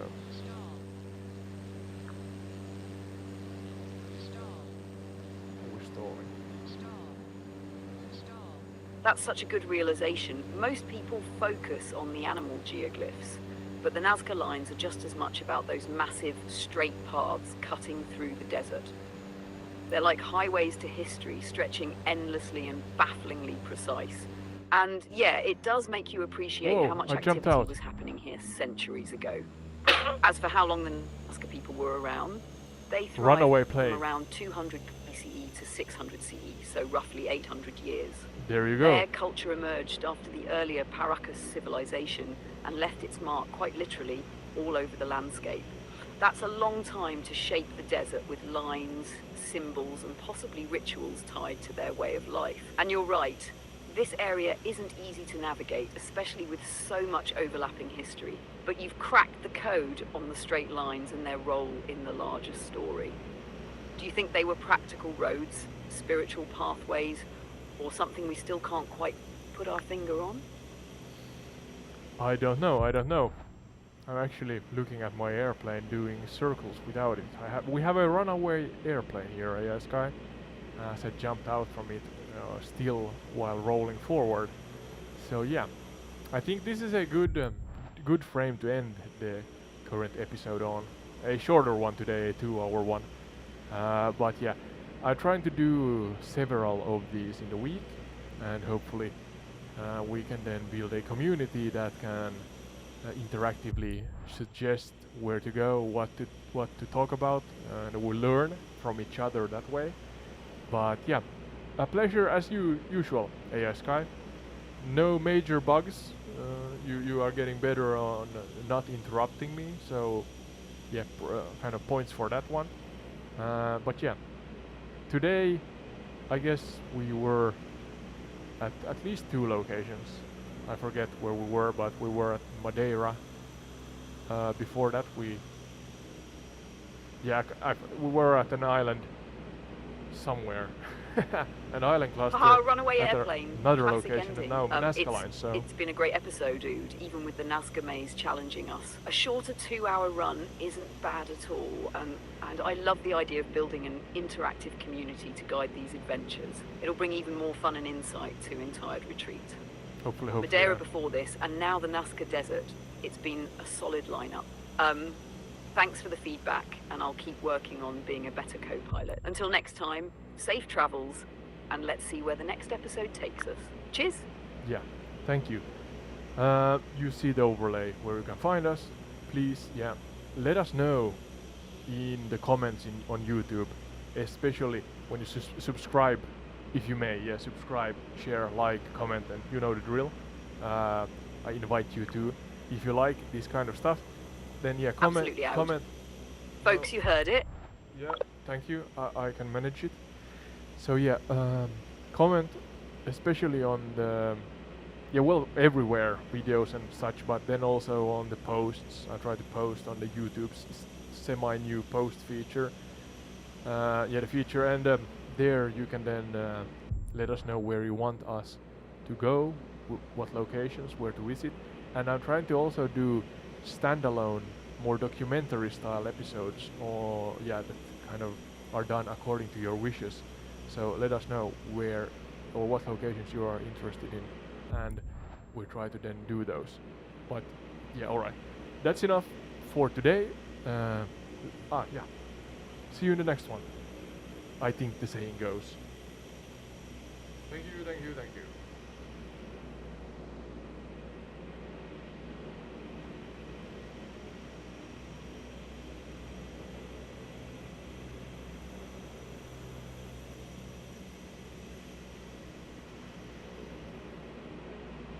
Yeah, the legend says that the airplane is still revolving around here at the Nazca lines. So yeah. Those who are from here, let me know if that's the case. Bad joke. That's a bad joke.